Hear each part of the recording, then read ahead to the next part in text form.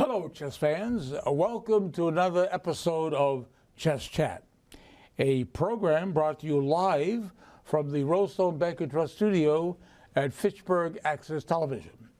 I am George Marajanian, Program Director of the Wachusett Chess Club at Fitchburg State University. This club, the second oldest chess club in Massachusetts, meets every Wednesday evening from 6:30 to 10:30 in rooms 163 and 165 of the McKay Complex at the university. And with me for this 212th episode of Chess Chat is our award-winning director, Darren Dame of Fitchburg, recipient of FATV's prestigious Boulder Award in 2009, and now in his 20th consecutive year as director of Chess Chat. And assisting Darren and filling in for our regular Chess Chat crew member, Brian Bigelow, is a very key member of the FATV staff, a very valuable member of the personnel, the operations manager at FATV, Travis Falk. So we welcome Travis helping us with camera work on the set of this episode of Chess Chat. But sitting across from me is my longtime associate and trusty colleague, Dave Kuchar of Northampton, formerly Westminster, Mass., who is a multi-talented guy in the world of chess. In addition to being a very active chess player, tournament and match play, he is a chess writer, author, I think, of a book called Progressive Tactics, among others. He's also a chess photographer. Has taken many hundreds of chess photos of chess players at the Wachusett Chess Club and elsewhere. He's also a certified tournament director with the U.S. Chess Federation. He's also the creator of the Wachusett Chess Club website. He's an all-around very useful, talented, valuable guy who is my co-host, and Dave Kuchar. I want to welcome him back. I welcome myself back. Yes, because you've always been here. I want to thank you, Dave, and also Mike Camiso, our chief tournament director at the Wachusett Chess Club, for doing the last episode, the 211th episode. I watched with great interest, and I applaud you for your production of that show. Thank you. We're happy to do it. And you have something for me? We're glad to have you back. Yes, I'm back in the saddle. And how are you feeling? I'm feeling very, very well since my hospitalization for close to a week. But I'm feeling very well. My doctors say I'm doing well, and I have to believe them. If they tell I'm doing well, and I'm saying I feel well, I have to believe that that's what's happening. So it's good to be back. But I want to thank you. But I want to thank you and Mike for actually filling in for me, doing Happy the program. To do it. But Dave, we have for our Chess Chat viewers a very, very important event that we want to report on. We have a major international event, one of the major events in the chess calendar, which is going to start in about, I think, 19 days from today. It is actually the 2026 FIDE Candidates Tournament.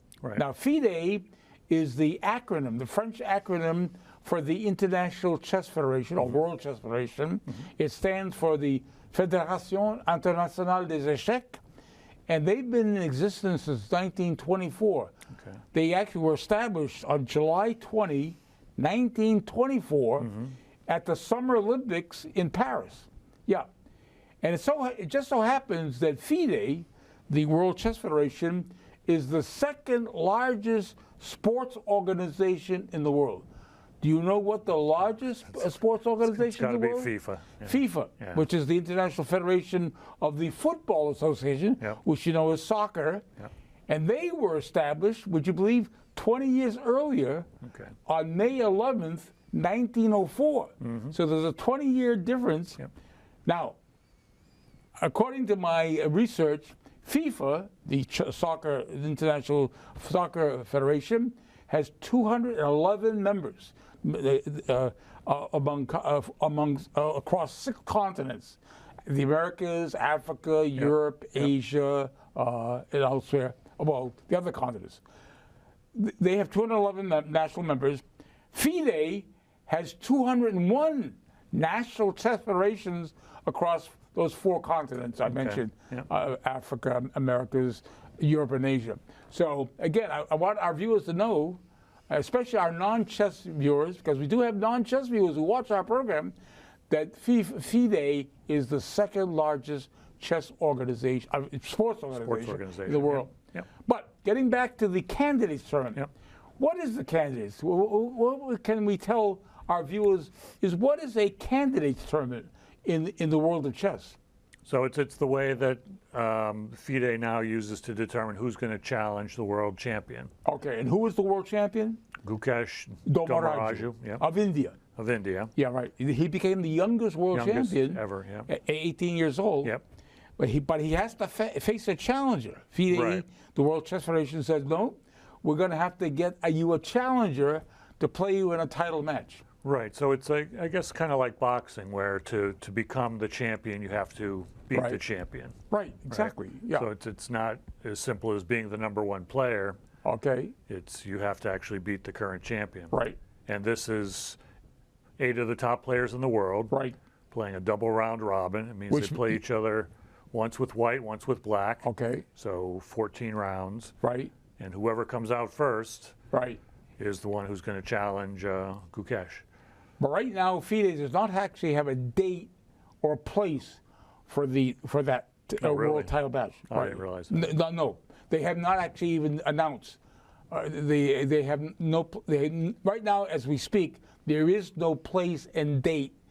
Now, again, I don't know whether it's going to be held later this year in 2026 or maybe early 2027. But we won't know until FIDE makes that announcement. Okay.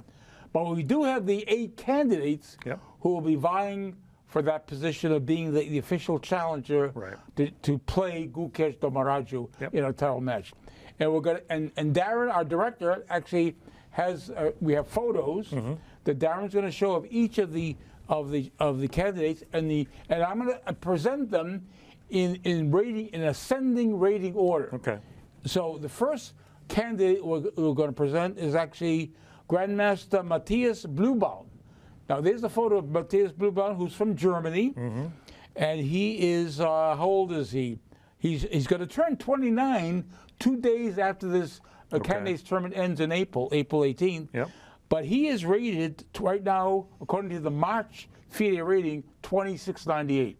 Okay. So he's the lowest rated, but he's tied with another player who has the same rating with him. Okay. Yeah, and we're going to see the next player. Well, I'll say so. You had something about odds. Right. So I looked at what the betting sites. What is the betting site say about the his betting sites say give him a 2% chance. He has a 2% chance of being the winner. The challenger, winning the tournament and becoming the challenger. Okay, that's a very low percentage. Yep. So he has to be the real underdog. He is the lower. Okay. All right. Now let's go up the ladder to the next player in line, which is Grandmaster Andrei Esipenko. Yes, that is Grandmaster Esipenko on the screen. He's 23 years old. He's from Russia. And he's going to be celebrating a birthday coming up in a few weeks. On March 22nd, he's going to turn 24. Okay. Yeah, 24 years old. And he became a Grandmaster in 2018.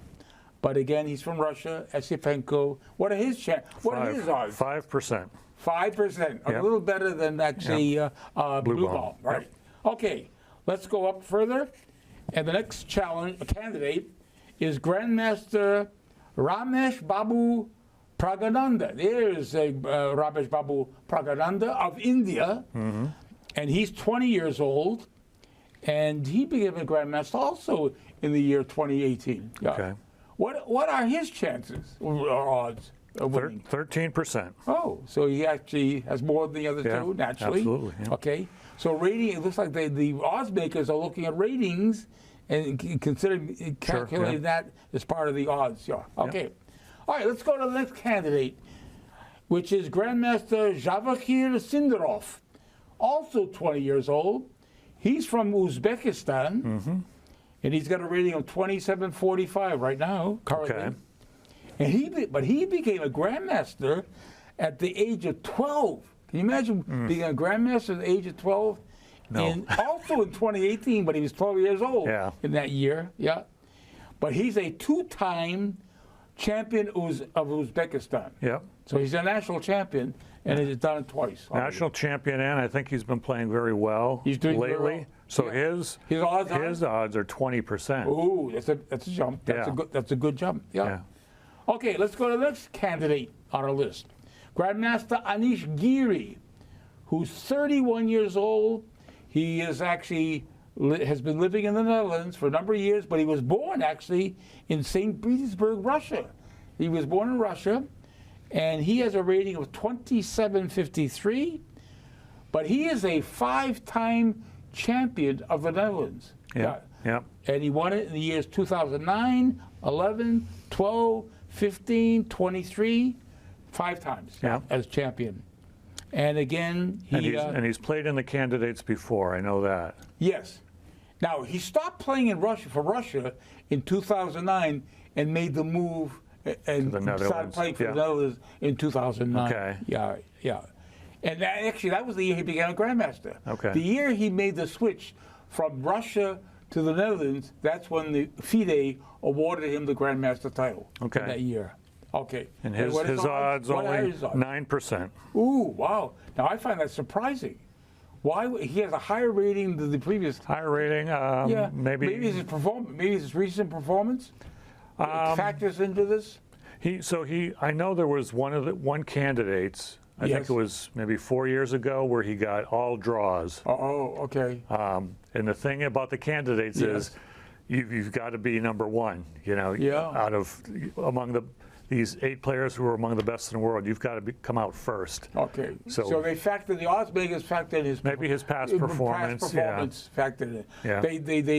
His rating did not help him much as far as increasing his odds among the odds makers. Yep. Okay, let's go to the next candidate. The next candidate is Grandmaster Wei Yi of China, and he is 26 years old, and he is a 3-time Chinese champion. He's won the national championship 3 times in 2015, 16, and 17. So 3 straight years he was champion of China, and he became a grandmaster at the age of 13. What are his odds? Now he has to have much higher odds, I would think. No, 8%. Wow. Yeah. Now I find that surprising because has he not been doing well? I thought I'm honestly not aware of how he's been doing lately. I guess the odds makers are looking at this more closely than we are. Okay. All right. Now we're going to get to some very interesting players as we near the end. The next candidate is Grandmaster Fabiano Caruana of the United States. And he is at 33 years old, Fabiano is. But he has played in a previous candidates tournament. Numerous ones. Yeah. And he also played for the World Championship in 2000, what year was that? 2018 against Magnus Carlsen, a former world champion. Right. And that was interesting about that match. What happened in the 2018 World Championship title match between Fabiano Caruana and the reigning world champion Magnus Carlsen of Norway? What happened in that match? It was a 12-game match, and every game was drawn. That has never been done before. They had never had not even close. A totally drawn match. Not even close. But how was that decided, though? So then it was decided with a series of rapid games. Okay. I think it was four rapid games, and I think Magnus won the first 3. Right. And that was it. clinched the title for him. Yeah. So what can we say about? You want to stay on Fabiano? He was born in Miami, Florida, but he grew up in Brooklyn, New York. Okay. So So and again, his world ranking, his current world ranking, he's 3rd. Magnus Carlsen, the former world champion, is still the highest rated player in the world with a rating of 2840. And actually, but Fabiano's FIDE rating is right now, March rating is 2795. But you say he was very close. He had a live rating? Live rating up to 2799. 2799 he was at with a live rating. And he's been over 2800 before. Right.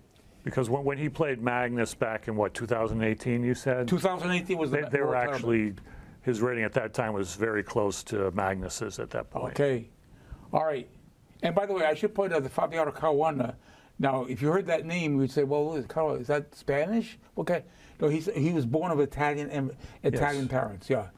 And then he actually, for a time, he actually left the United States. Lived in Italy for a little bit, right? And played under the Italian flag. Okay. But came back to the United States, yeah. Okay. And now is a U.S. player, yeah. Okay. Yeah, so I think he has dual citizenship. Okay. Both U.S. and Italian citizenship, yeah. Okay. But let's now get to the top. So in terms of odds, he's actually what is his odds? He's actually the slight favorite because his odds are 33.3%. So he actually is the favorite? The favorite. Yeah, okay. Slightly. Slightly, only slightly. Right. Well, let's actually get to the last remaining candidate, who is the highest rated player among the candidates, right. Yep. who has a rating over 2,800. Mm-hmm. And again, there are only two right now. Magnus Carlsen at 2840 and Grandmaster Hikaru Nakamura, that we have a photo of that Darren is showing, Hikaru Nakamura, who is rated 2810. He's the oldest player among the candidates, 38 years old. He is the number two in the world, right, rating-wise, and he's a 5-time U.S. champion. Yeah, I should point out that Fabiano Caruana was also a 5-time U.S. champion, but Caro is also a 5-time U.S. champion. And what years did Hikaru win the U.S. championship? 2005, 9, 12, 15, and 2019. So those are his the times he won the U.S. championship. By the way, he was born in Japan, but at the age of 2, his parents came to the United States, but they very soon divorced. And Hikaru's mother married someone that actually has an indirect connection to the Watcher Chess Club somehow. Right. Because she married a player, a FIDE master, has the title FIDE master, by the name of Sunil Weramantri. Now, Hikaru's stepfather, Sunil Weramantri, by the way, Hikaru grew up in White Plains, New York. After being with Japan, when he moved with his mother and his original father, they lived in White Plains. But Sunil Weramantri, his stepfather, Hikaru's stepfather, went to college with one of our long-standing Wachusett Club members, Ken Gurge, who's a lawyer from Leominster. Yep. They were classmates. Yep. Sunil Weramantri and Ken Gurge went to the State University of New York in Purchase, New York. So they knew each other. Yeah. So we have actually an indirect connection to Hikaru's stepfather being a classmate of Ken Gurge from the Wachusett Chess Club at Fitchburg State University. Now, Dave, his odds there's 27%. 20. Oh, so he's 27%. All right, so that means that Fabiano is the favorite among the odds. Is the favorite to win this slightly. tournament. Yep. Okay, all right, but I want to thank you, Dave, for selecting a game that both of them, both Hikaru and Fabiano, a lot of his friends call him Fabi, they played in the previous. Candidates 2 years ago, 2 years ago, 2024. Right. And you selected a good game to present to our Chess Chat viewers. And we're going to present that game with analysis and comments from both of us. So in that game that was played in 2024 in the Candidates tournament, and that was played in what round of the Candidates? Round 8. Out of 14. Out of 14. Okay. Yep. So in that game, Hikaru, who had white? Hikaru? Hikaru had white. Okay. Yep. So what did Hikaru play against Fabiano in that 2024 Candidates tournament 2 years ago? So he opened with e4. Okay. A good opening move. Yep. We presented that numerous times. Yeah, okay. it's the most popular opening move. Exactly. To which Fabiano responded with the pawn on the second move to e5. Yeah. So this is actually known, among people who take chess notation, descriptive notation, a double king pawn open. We don't know what type of double king pawn opening is going to evolve, but is considered among descriptive note takers a double king pawn opening. Yeah. Okay. Now, how did actually Hikaru continue on move 2? He plays knight f3. developing the knight, hitting the pawn. Okay, the first threat of the game. Yeah, and at the highest level, I'd say this is probably played, 95% of the time in this position. Among the professionals, chess professionals, this is, Now, what is the most logical reply? The pawn is attacked, so it would seem logical that we want to defend that pawn. Defend it, sure. Okay, now there are different ways to do it. We could actually put this pawn here on d7 and d6, protected. However, what are that's the good part of it. What is the bad side? The bad part is that it blocks that bishop. So that's why you don't see this not very often. You will not see this among professional players. Yeah, I'm sure you won't. Yeah, no, and of course there's also the possibility of playing knight f6, which is a counterattack. Counterattack, sure. Known as the Petrov's defense or Russian defense, which is very popular, especially at the club. At our club, this is very frequently played. However, the most logical move is to play this knight on b8 to c6, and that's what Fabiano played, defending the pawn with the knight on c6. Okay, now we have a number of choices that White has. Right. And why don't we actually tell our viewers some of the choices? So one choice would be simply developing the other knight. Right. Okay. Then there's the Italian opening, where you develop the bishop here to hit that weak pawn. Yeah, that's probably the most vulnerable square. Yeah. At f7. Okay. And how about playing the pawn to d4? Is that d4? I guess what is that? The Scotch. Scotch. This is the Scotch open. Yep. So I guess that's also. So that's also. Yep. But there are no others other than the moves you showed, either knight c3 or bishop c4 or d4. There's no other moves that make any sense. Yeah, those are the most popular. And then the other move that gets played frequently is bishop b5. Now, this is characteristic of what opening. Now, this actually now has a name. By playing the bishop to b5, attacking the knight, we have a name for this opening. Two names, right? And it actually it's known by two different names. Right. In the English-speaking world, many years ago, it still is actually, even though I learned the name many years ago as the Ruy Lopez opening. It was named after a 16th century Spanish priest by the name of Ruy Lopez de Segura, who published a book in 1561 in Spanish on the art of the game of chess.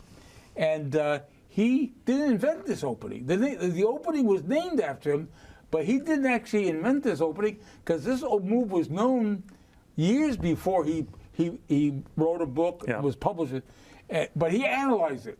And because of his analysis in the book that he published in 1561, his name was attached to this opening. And that's why it's called the Ruy Lopez opening. Right. Most of the world calls this the Spanish opening. Okay, so there are different ways that actually black can continue. We could actually just simply develop another piece if we wanted to. Knight f6, which is actually known as the Berlin defense. But by the way, I don't know if we have time. Let's go to what is the most popular response is, which is putting the question to the bishop, a6, attacking the bishop. And that is actually what Fabiano did. He actually attacked the bishop with the pawn a6.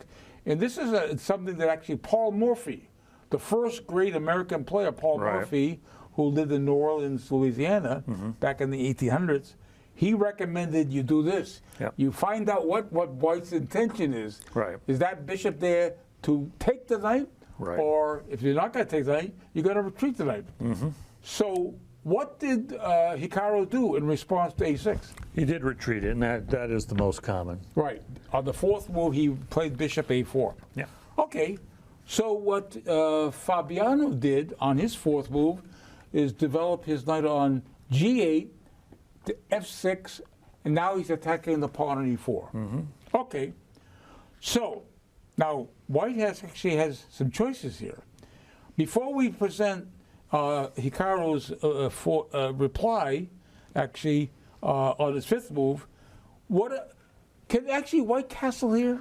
Yeah, I think that's commonly played. He just castled because if he goes ahead and tries to take it, if he were to take that pawn now, there's different ways to respond. You can actually play the rook over is one way. Yeah. Yeah, attacking, and then yeah. if the knight withdraws, now you've got two pieces attacking. Yeah, all right. So we'll put that back. So you really can't get away. There's nothing gained by attacking the pawn. All right. But what happened was Hikaru, instead of castling, which he could have done, he plays d3. Yeah. So now he's defending the pawn. Sure. Yeah. But now White has a threat. By defending this pawn on e4 with d3, isn't he now threatening now to have this bishop capture the knight, and now he's able to take that pawn with the knight on f3. So there is a threat that White now has by defending the pawn on e4 with d3. Yeah. And that is why, well, what he does, he says, wait a minute, I'll just develop another piece. Forget about this. You want that? All right. What happens here? What if he actually, he can't, now, okay, now this is not going to work now. You know why this is not going to work? If we do this, let's say we're going to show our viewers this, bishop takes here, okay, we're going to recapture with the d pawn, d takes c6. I'll take it. Okay, oops, I'm sorry, keep this here. Now what do you say? Okay, let's do this. We're going to take the pawn, all right. Does he really win the pawn? You know why he doesn't win that pawn?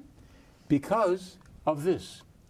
Bishop takes f2, check. Yeah. When he takes, the king takes f2, we have queen here, check. He's forfeited castling by moving the king, and the king has to, either we have to block here, but he gets going to lose the knight. Lose the knight. So that would be a mistake. Yeah. Yeah. So there's no winning of a pawn. So let's put this back here. Knight here, pawn here. So knight. Okay. Okay. What do we got here? And this was here, always here, and not here. Okay. All right. So by playing bishop c5, this knight cannot take. Let's put this back where it belongs. Oh, yeah. This bishop cannot take this knight, followed by winning this pawn. Yep. Because it does not gain an advantage. In fact, it gains a disadvantage for White. All right. So here is what Hikaru did on the sixth move. He castled. Right? Castles. Okay. Now, one thing we can say is, so Hikaru is, right.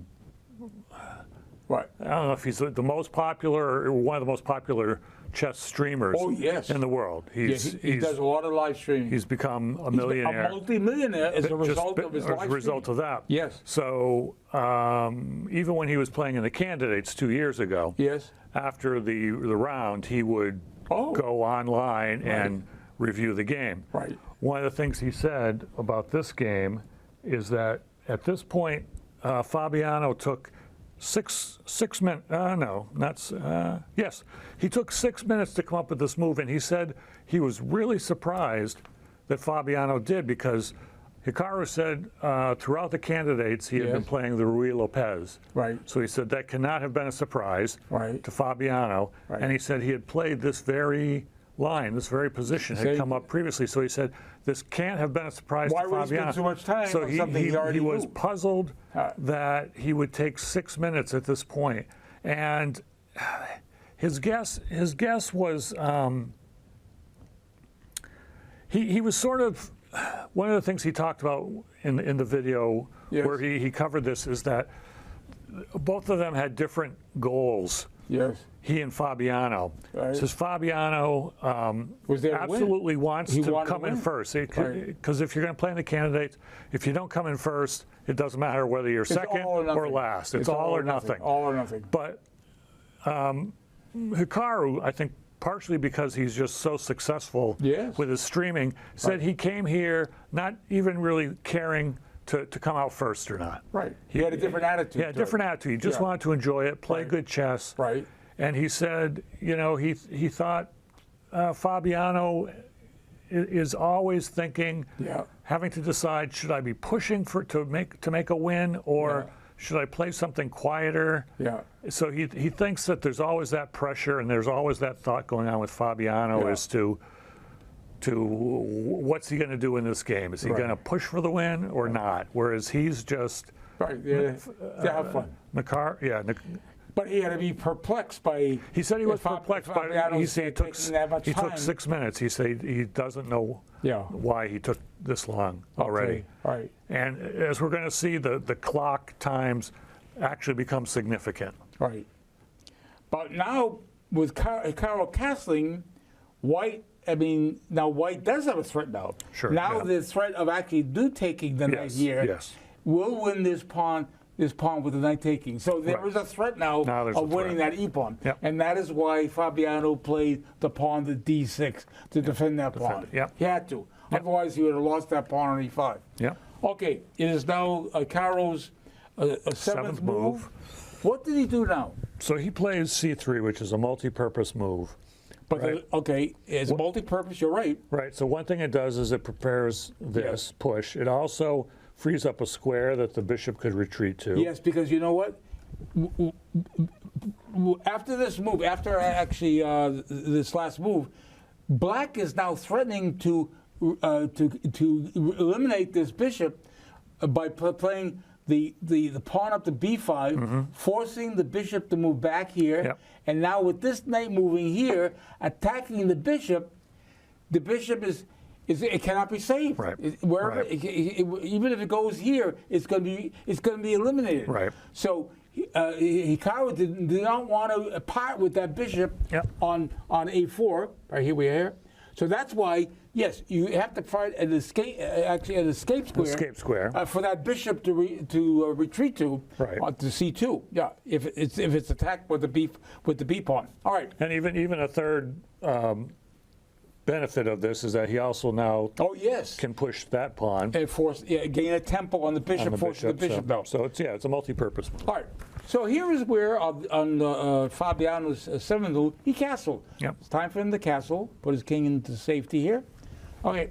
Okay. How did Hikaru continue now? Move 8 for Hikaru. So he essentially develops the rook. Yeah, because there's no future staying on f1. Right, sitting behind that pawn. Be very passive to stay on f1. All right. So that way now, if he wants to push this pawn, this pawn here is defended. That's right. Okay. So. All right. So Fabiano realized, you know what? I think I want to hold on to this knight, which was under attack by the bishop early in the game. I think I want to actually hold on to that knight and redeploy it. So he plays the knight on c6 to e7. Knight e7 is seventh move. Okay. And I think, if I recall correctly, this is already a new position. New position. I don't think anybody had ever played the there was knight no back record before. of anybody playing any like a move like this before. The knight to e7, yeah. Okay, there's no record because this opening has been played by tens of millions, if not hundreds of millions of players. Yeah. All right. So 97 was he played. It is now Hikaru's ninth move. What does he do? So he's going to develop the knight. Right, and he's developing, because he's deprived of actually the c3 square, which is occupied the pawn. All right, so Fabiano carries out his plan of redeployment by playing this knight on e7, now to g6. Right. All right, so now he actually has another defender on the pawn on e5, which is defended by the pawn on d6, but he's redeploying it to the side where the king is. Yeah. Sure. Yeah. All right. So it is now Hikaru's 10th move. What does he do? He does the same thing. He's so he's got redeployment to break over to the king side. Knight f1. All right. So this now allows Fabiano to play d5. That's rather interesting. d5. Okay. d5 is what he plays on move 10. All right. Now, what does Hikaru play now in response to this? He simply exchanges. He captures it. He takes d5, and of course there's only one way to recapture. Well, actually he could take with the queen, but no, he decides he's going to recapture with the knight on f6. Knight takes d5 is Fabiano's 11th move, and that's what he does. All right. So now what does Hikaru do on move 12? Yeah. Oh. So he pulls the bishop back to b3. Right. Okay. All right. Which actually is probably on a better diagonal because this bishop here is what is it Right. doing there? I Right. mean, he realizes we might as well get on a much more valuable diagonal beyond. Yeah. All right. So what Fabiano does is just play the pawn to c6 to add actually this further defender of that knight on d5. Further defender, and it also Allows this. Oh yes. Also allow. Oh yes. This would. Oh, this would be very good. Probably to go here. That could, Right, yeah. Well, it's a possibility. Yep. All right. So after bishop b3, he plays c6. It is now Hicaru's 13th move. What does he do? So he pushes to d4. Okay. Attacking the bishop, but also attacking twice, actually 3 times, attacking the pawn on e5, which is only defended once. Once, yep. So there's no retreating this bishop to defend this pawn on e5 by playing bishop d6, because this pawn is under attack 3 times, Yep. and the bishop doesn't. So this is a forced move. Black is now forced to take that pawn on d4 with the pawn. E takes d4 is Fabi's 13th move, and of course Hikaru takes back with the knight. With the knight. Yeah, all right. He takes back with the knight. All right. So now what Fabiano does is play this knight that was under attack by the bishop, brings it back to f6. He was there before, but Yeah. he goes back to f6. Any comment on this, Mo? Well, so the big significance in the game right Yeah. here is that this is Fabiano thought for 17 and a half minutes before he this played move? this. Yes. Knight f6? Knight f6. Wow. And this taking big chunks of time like that is going to Yes. come back to haunt him, Is chipping away as we're going to his see. time? All So right. 17 and a half minutes. You can't do that too often. I guess not. Okay. All right. Let's move along here. All right. Now let's see Hikaru's next move. So he just plays h3, just shutting down any ideas of Yes. the bishop coming in Yeah. here, Right. Okay. or even possibly a knight coming in here. Okay. So h3 is what he played on move 15. Yep. Now here is where Fabiano decides, I'm going to eliminate that knight on d4 by taking. Bishop takes d4 on move 15 is what Fabiano played. Yep. And of course, how does actually Hikaru take back? Does he take back with the queen or with the pawn? Yeah. Either way, he's Yeah. going to end up with an isolated. He could end up with Yeah. an isolated. And that's pawn. what he has. We That's now what he have does. an isolated d pawn. An isolated pawn. Right. But by way of compensation, Yeah. he has the 2 bishops. All right. Okay. Now, I'd be interested in knowing how much time Fabiano spent on the next move, because now this knight that went back to f6 now goes back to d5. Yeah. He took 6 minutes. 6 which minutes again, on this it's, move. Yeah. So he's kinda long, but he's spending a lot of time here in Yeah. this game. Yeah. He's already behind by like Yeah. 20. He's 20 minutes behind Okay. Hikaru at this point. Okay. All right. So now it's now Hikaru's move here. Yeah. Move 17 coming up for Hikaru. Bishop back to c2. All right. Okay. So he decides to redeploy it on this diagonal. Okay. All right. So Black has to actually develop more pieces here, and that's what Fabi did. Fabi played the bishop now to e6. So he got the bishop out. All right. Another piece developed. All right. How did Hikaru continue here on move 18? Yep. Now he finally gets this knight has come across the board to here to here to here. All right. He made this trip here. Finally to g3. Okay, here is where Fabiano, on his 18th move, now plays the knight on d5 to f4. Yeah. Okay, what's all this about here?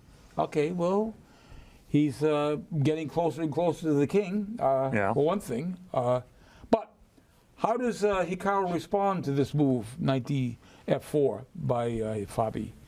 What does he do now? Well, this is an interesting move. Rook to e4.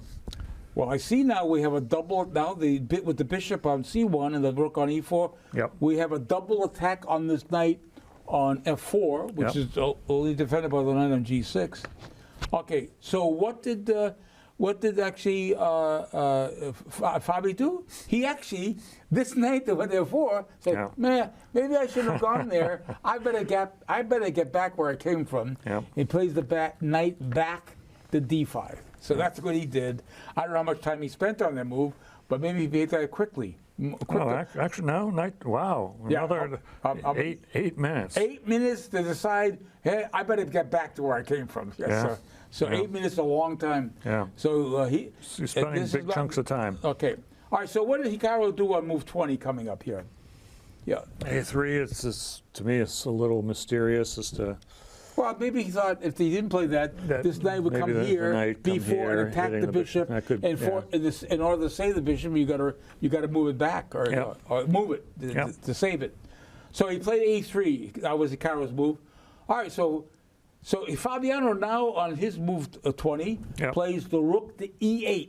So he has actually a defender of the bishop on e6 for one thing, which is defended by the pawn on f7. All right, so what is Hikaru's next move? Does he develop a piece he has not developed before? Another piece. Another piece developed, bishop d2. To d2. Now this is really, I'm really wondering what's happening here. Well, no, I can see why he played this. He plays this knight that's been jockeying around here. Yeah. He plays the knight now, this is move 21, to f6, which now attacks the rook on e4, which is actually rather interesting. And again, right there, he's taking how much time on 12 minutes. 12 minutes on this move alone? At that point, yeah. That's a lot of just on that move, so he's... Okay. Now, of course, if you look at this board at a glance, you would say, okay, time to retreat the rook, but you don't have to. Right. Because you have a move which is very good. What did Hikaru do? He plays bishop. He pins G5, the knight, so that knight cannot take the rook without losing the queen. Yep. So bishop g5 is a very good move. And of course, Fabi says, I don't want that bishop there. I don't want this pin on my knight. Yep. So he attacks the bishop on g5 with h6 on move 22, forcing Hikaru to make a decision. No, his move is forced now, because he can't retreat the bishop. He can't move because he can't move it here because the knight controls that. If he retreats the bishop back, he's going to lose the rook. Right. So his move now is forced. Yep. He must take the knight on f6. Yep. So he's willingly given up the bishop pair. Yeah, because he had to. He had no choice. But I think he probably knew that when he played I'm sure there. he knew that. So all right, and of course Fabiano now recaptures with the queen. Not going to take with the pawn, and actually have double f pawns. So he plays queen takes f6 on a 23rd move. All right, it is now Hikaru's 24th move, right? 24th, yeah. Okay, what does Hikaru do now? Move 24. Queen d2.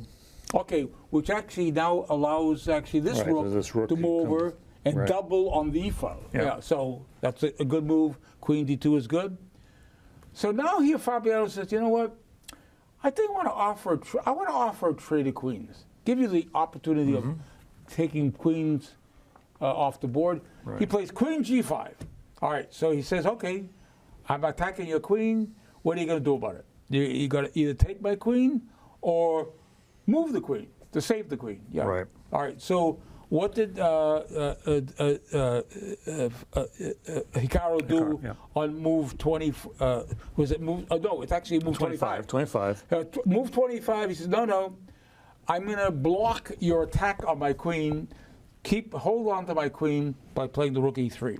Yeah, and so this is where this is a key moment in the game. So Hikaru said we probably can't get into details, but when he played this, he said Fabi's eyes kind of got big, like he looked at it and he says, I think Fabi thought I had blundered here. Oh, really? And this is what he related on his live stream when he reviewed the game right afterwards. Yeah, he pointed out to his viewers. He said Fabi's eyes got big, like you thought that's a blunder. Yeah. But the thing is, now I think he spent 20 minutes. 20 minutes? 20 minutes, I think trying to be sure. Wow. That what he was thinking was correct. So 20 again, minutes. 20 minutes. So by the time he's finished, after he makes this move, he now has... How many minutes left? He had 13 minutes left. How many moves? He had to make 15 moves. So in 13 minutes? In 13 minutes. So he's, He's consumed a lot of minutes. Consumed a lot of time, and it's complicated. If it was a simple position, you could get away with it, but it's complicated enough that he's going to regret having used up so much time. So this next move that Fabi makes, it took him 20 minutes to decide on this move. To decide on this. All right, and this move he made on move 25 by Fabiano was knight f4. He plays the knight to f4. Okay, and that's what he did on move 25. Okay, so now it's Carol's to move 26th move. Is there any comments on what's coming up here? Well, Hikaru was very happy with this move, and it's a move that I don't think anybody below 2,000 would play. Is going to play, because it looks like he's offering. By attacking. He's attacking the queen. Sure, he's attacking the queen, but cannot the queen take the pawn? Yeah. Yeah, and I'm trying to remember what the problem is here. Yeah, right. And I'm honestly not sure exactly what the issue was. So Fabi didn't take it. Yes. And okay. So he decided not to take it. Yeah. All right. Well. All right. So he chose. Okay. He probably says, okay, I don't. Well, maybe it's possible if the queen were to take this. Let's look at this. Yeah. Queen takes here. Is it possible that we could play the rook up here? Rook up. We have a double attack now. We have the queen and the rook attacking this knight. Yeah. And that would actually would that present some problem? Well, it would. It would. No, he can't. In fact, he would be forced to play g5. He can't he can't get out of the pin by going, because he's going to lose a piece. No, I think actually it would weaken this king side here, right here. Yeah, so I guess, Oh, and also maybe actually bring actually this knight back here, have a triple. I mean, this is very uncomfortable. And the other aspect of this is that by forcing him to play here, he's almost trapping his own queen. I think he didn't want it. No, I don't think didn't want it. Right. I don't think Hikaru wanted to take that pawn. I think you're right. Because actually this would allow the rook to e4, pinning the knight, and then putting the pressure on the knight. But like I say, at our level, I don't think we would even consider that, because it's just, well, I'm dropping a pawn. So Hikaru, he wouldn't have even looked at it. Hikaru had to analyze. All right. So what he did, he actually the queen's under attack. So Fabiano retreated. I don't know how much time he spent on this, but well, at this point he's starting to move much more quickly. But so he played queen d5. That was Fabiano's 26th move, queen d5. All right, let's move this along. And all right, so now this allows Hikaru on move 27 to do what? Yeah.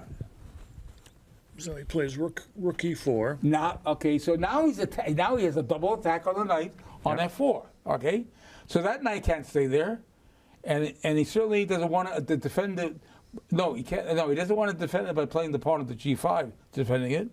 No, he decides he's going to retreat that knight. Fabiano now decides, no, double attack on my knight. I'm just going to go back to g6, knight g6. Now so now that's what he played on move 27, Fabiano, knight g6. But this allows Hikaru now to do what? So now he doubles rooks. Doubles the rooks, right. Rook AE1 is what he played. All right, so here is where, now you're saying Fabiano is now playing faster? Yeah, he has spending less time. Yeah. So he said, okay, he now actually plays the knight back to f8. That's his move on move 28. Okay, what does now Hikaru do on move 29? Doesn't he attack the queen? Yeah, so now he hits the queen. Rook e5, forcing the queen to move to save itself, and the queen now goes back to d8. Yeah, so everything's going backwards. Yeah, but of course now with the queen on d8, now is it possible he now can take that pawn and h4 with the queen? Yeah, right. It's now he's safer doing that, but Hikaru is not going to allow that pawn to be lost. Yeah. So that's why on move 30 he does what?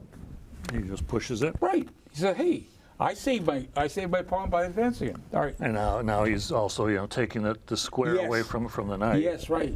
The poor knight only has black is getting very cramped. Yeah, exactly. All right, exactly. It's being pushed back. Actually, black is being pushed back. So here is where Fabiano plays the bishop back to d7, actually offering trying to exchange on the c Right. file. So that's something you typically want to do if you're Yes. cramped. You want to try to exchange pieces. Black is definitely cramped here. Is on the defensive and is like to relieve the pressure by exchanging the center here. Yeah, but so Hikaru takes. Does take, yeah. Right, and of course there's only one way to take. Bishop. You have to take with the because you bishop. got this Right, here. so you can't take with the queen. So bishop takes e8. Move 31 is what Fabiano does. Yeah. Now what does Hikaru do on move 32? So now this is a very aggressive move. Knight to f5. Uh-huh. Okay. So now black Right. really has to be worried about things like wait a minute. taking. Yes, takes. Taking. The queen here, comes in. and then the bishop. threat. There's even some mate threats. There's mate threats. This Yes. rook can come up and over. So that is very dangerous. So it's very dangerous. So he played knight f5. That's what Hikaru did. Yeah. Fabiano said, "I gotta be close. I got to protect key squares here." Right. Queen f6 is what he did. Right. Queen f6. Yeah. So that's what he wants to be, to stop any attack attack here. Right. Yeah. So there's no sacrifice as long as the queen is here protecting the pawn on h6. All right. Right. Now what does Hikaru do on move 33? So he plays queen to b4. Queen to b4. He's hitting this pawn. Ooh, wow. So things are looking Yes. Right. kind Right. of dicey for. Exactly, and especially where the rooks are disconnected with this bishop in between. This queen would be attacking this rook here if it got here, and this would not be good at all. So Yeah. here, Fabian, about the only thing that was pointed out that he could do just to keep the game going, it's Yes. not good, would be bishop to d7. Yes, Let the pawn drop, and then and maybe get rid of and this. then I think it actually give up the rook, Well, disconnect. that's a knight. That's a knight. Oh, that's right. Oh no, It's so usually you're a rook. saying you mean give up that rook? Yeah, Oh, to be able to take here. Yeah, and it's And then take not off the great. It's not great. Not but great. It would keep the game going. You're and right. again, now Is this actually Hikaru's analysis, or yeah, is that what he said? Yeah, That was a and, possibility. just to keep the game, so the game wouldn't be immediately over, because Yeah. so again, Fabi's down to very little time. Yes. And Right. he used. I guess he took a couple minutes to come up with this, but this is fairly complex, and Yes. and just allowing this to drop and this to drop has got to be Yeah. painful to consider. So And- And with the little time that Fabiano had on his clock, yeah. he definitely don't want to lose the b pawn, and Yeah, that's why he actually. And he must have missed what Hikaru saw coming. Okay, so we're going to play Yep. Fabiano's move, which was to save this b pawn Yep. by playing the b5. Now, if Darren can stay on this position, we're going to stay on this position at the b5. We'll see it actually on our. So can we just show like a close-up camera just show- shot of the board? Even a close-up camera shot There we of the go. board. Yeah, right. Can you get the exactly. diagram out? Yeah, I see the diagram. Okay, there we Yeah. go. All right, now let's ask our chess viewers. We're going to give them a little time to look at this position. Yep. We have it on the board, but also we have it. We had it actually in the diagram. This actually is going to lose the game by playing this so-called defensive move by saving the b pawn. Yeah. This move actually loses the game. Do our chess jab viewers see how Hikaru forced Fabiano's resignation in two moves? Yeah. Do they see actually the continuation that actually ends the game in two moves? All right. I honestly don't think I would have seen it, but All right. so here we'll show the All right, move. so we're going to show now what Hikaru did on his 34th move. He played what? Knight to e7 check. Okay. Now there is only one move that actually Fabiano has here. Yep. He has only one square the king can move. It's on the check. Yep. and the king has only h8, the only move that black has, and that's what he played. He played king h. Now, let's actually... And we'll say Hikaru saw this almost immediately. All right, let's go back to the position. Can we show the board again, or the diagram, the diagram if possible? Now, so yeah. Let's have our chess chat Hikaru viewers... made that move with 8 seconds. Right. So with 8 seconds, he made that. In 8 seconds. So he had seen this. Yeah. Right. Okay. So let's see if our chess chat viewers can see the move. The next move, yeah. The next move by Hikaru Nakamura that forced Fabiano's immediate resignation. Okay. Let's take a good look at this, because this is all tactics. You know what? Right. You know what? We had the positions actually slightly off. We had that bishop was on e8. So the bishop so even the bishop stayed on e8. All right. That's critical. That is critical. All right. Yeah. Oh, that's right. Yeah, that's right. Okay. So what we were showing before was actually incorrect. Yeah. That's right. Yeah. Yeah. Right. Okay. So it is correct. We now. apologize to our viewers. We apologize, viewers, because this doesn't work if the bishop were on d7. Yeah. Yeah. All right. But this is the correct position. This is not so. Yeah. Right. We had shown actually what Hikaru had analyzed what Fabiano could have played. Yes. But he didn't play bishop d7.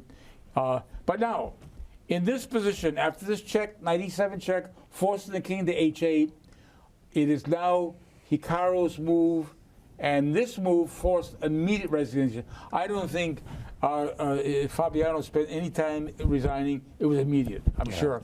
All right, I think we've given our viewers enough time. Yeah. And the move that was played. So it's knight to d5. Now, knight to e5, going back here, that's attacked the queen on f6. However, the problem with that is, if the queen... If the queen moves, if the queen moves anywhere, wherever it moves to save itself, if it goes here, it now will actually force checkmate. Checkmate. Queen takes the knight on f8. Checkmate, because this bishop is covering the h7 square. Yeah. So this is why. So the only choice. So there is a way to lose just a piece. Right. But it's still that's enough of that. If you lose the queen, he could. He could put that in the way. You would just resume the attack. Yeah. Then after capturing, I think he could go. What? Maybe here, counterattacking. Okay. But it doesn't. So he could take. Okay. Oh, but he could take, and then he could take. Then he could take here with check. Yeah, he'll be. Look, he'll end up. He'd be up a piece. Pieces again, right? Yeah. So there's. So that's why. So Fabiano resigned at this point. All right. So that was actually from the 2024. So 2 years ago, right? Candidates tournament. And they'll both be playing again. And like I told you earlier, I feel like that maybe Hikaru is Fabiano's kryptonite, because I think in the last couple of years he's beaten him quite a few times. So if anything is going to stop Fabiano from qualifying, it might be Hikaru. Okay. Now, one thing we didn't mention is actually where this candidates tournament is being played. Oh. And it's being played at a hotel. Yeah. The Cap St. George Hotel and Resort in Cyprus. Yes. In Pagaya, Cyprus. Yeah. Now, I'm wondering actually whether the FIDE is worried about this, because Cyprus was attacked. The Iranians actually attacked Cyprus. So it's questionable whether they may be worried about a future attack on Cyprus. But this is where the candidates tournament is going to be held actually in Pagaya, Cyprus, starting actually, as I say, March 28th, the opening ceremony, and it will end actually on April 18th or 19th, the closing ceremony. So we're going to report on this, the winner of this, the challenger, on our May show, on our 214th episode in May. So we want to thank I want to thank you for presenting this game with me to our Chess Chat viewers. Do you want to mention what we'll be doing next month? Next episode, episode 213, we're going to pay a tribute to one of the greatest chess players in the world in the 20th century, was Dutch Grandmaster Jan Timman, and that would be a great tribute to Grandmaster Timman. So stay tuned for that episode 2 of 13 on the tribute to Jan Timman.